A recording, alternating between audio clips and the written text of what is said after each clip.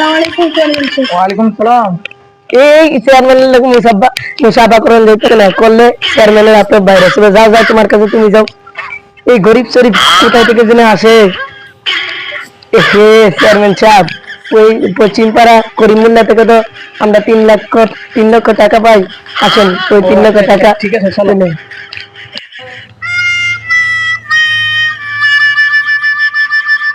করিম মিয়া ঘুরতে পারো। আর মিয়া রাখো, তোমার থেকে 3 লক্ষ টাকা হবে, ওটা দেখো না কেন? টাকা কখন দিবা বলো?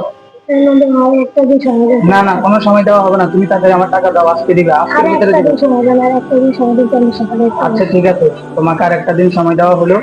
কালকের মধ্যে যদি আমার টাকা না দাও, তাহলে তোমার এই বাড়ি ঘর সব আমি লুট করে নিয়ে যাবো।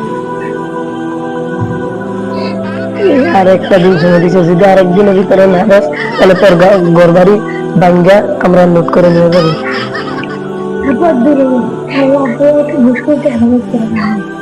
যাই, আমি ঘরে যাই। যদি ওখানে বসে আছে, চেয়ারম্যানের বিষয়টা গিয়ে জানাই। তো শুক্রবারে বা অন্য দিন রিসিভ করবো। যাই। আসসালামু আলাইকুম। ওয়ালাইকুম সালাম। কি খবর করিম মিয়া, কেমন আছো? আলহামদুলিল্লাহ, আপনি কেমন আছেন? এই তো আলহামদুলিল্লাহ ভালো। কি অবস্থা? আলহামদুলিল্লাহ ভালো আছি। কি বিষয় নিয়ে নাকি? বলতে পারছেন যে চেয়ারম্যানে সুদ খায়, এই বিষয়ে যদি আপনি কিছু বলতেন। ওই আমাদের চেয়ারম্যান? জি জি। আচ্ছা আচ্ছা, সুদ খায়? তাহলে তো কিছু একটা করা দরকার নাকি? আচ্ছা, আপনি যদি বিষয়টা বললেন, দেখি আমি তাকে দেখে আমার মতো করে আমি বোঝানোর চেষ্টা করবো ইনশাআল্লাহ। যদি সে বুঝে তো ভালো, আল্লাহ তাআলা তাদেরকে হেদায়েত দান করুক।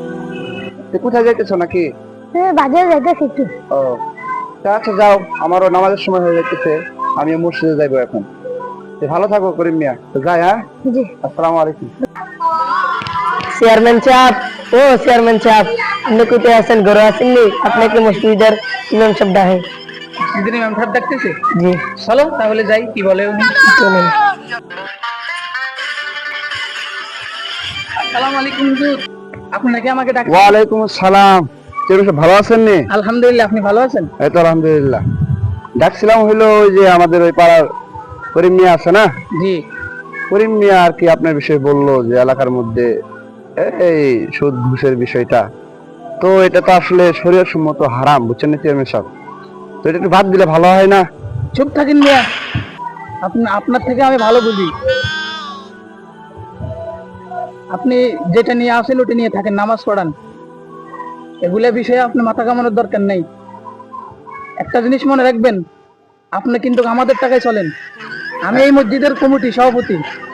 হ্যাঁ, তা ঠিক আছে চেয়ারম্যান। আচ্ছা, আপনারা বড় মাপের মানুষ, যা ভালো বুঝেন। আরেকটা কথা মনে রাখবেন, যদি এগুলা নিয়ে নড়াচড়া করেন তাহলে কালকে সকালে আপনার চাকরি শেষ। আচ্ছা চেয়ারম্যান সাহেব, আমি তাহলে মানে আমাকে বললো আর কি, এই জন্য আমি আপনাকে বললাম, যেহেতু আমাদের শরীয়তে এগুলো হারাম বিষয়, এই জন্য বললাম। আচ্ছা চেয়ারম্যান সাহেব, কিছু তাহলে মনে করেন না, এই জন্য আর কি ডাকা। তো ভালো থাকেন, আমার আবার নামাজের সময় হয়েছে, যাই তাহলে। আসসালামু আলাইকুম। একটি শোক সংবাদ শুনুন। আমাদের এলাকার আক্কাস আলী চেয়ারম্যান আজ সকাল 6 ঘটিকায় ইন্তিকাল করিয়াছেন। ইন্না লিল্লাহি ওয়া ইন্না ইলাইহি রাজিউন।